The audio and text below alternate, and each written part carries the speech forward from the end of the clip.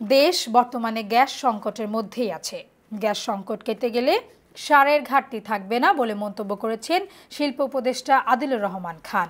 শনিবার দুপুরে 12টার দিকে নরসিংদীর ঘোড়াশাল পলাশ ইউরিয়া সার কারখানা পরিদর্শন শেষে সাংবাদিকদের প্রশ্নের উত্তরে তিনি একথা বলেন।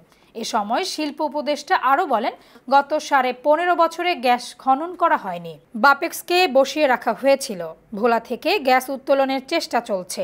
দেশের সারের ঘাটতি মেটানোর চেষ্টা চলছে। এ সময় শিল্প সচিব জাকিয়া সুলতানা সহ জেলা প্রশাসক মোহাম্মদ রাশেদ হোসেন চৌধুরী, পুলিশ সুপার মোহাম্মদ আব্দুল হান্নান সহ প্রশাসনের কর্মকর্তারা উপস্থিত ছিলেন। আমরা তো গ্যাস সংকটের মধ্যেই আছি, কারণ গ্যাস তো গত 15.5 বছর নতুন করে খনন করা হয়ই নাই। বাপেক্সকে বসিয়ে রাখা হয়েছিল। এখন ভোলাতে কিছু গ্যাস পাওয়া গেছে। বাপেক্সের উদ্যোগে আবার গ্যাস খননের চেষ্টা হচ্ছে। আমরা যদি গ্যাস পাই তাহলে সেই সংকটটা চলে যাবে।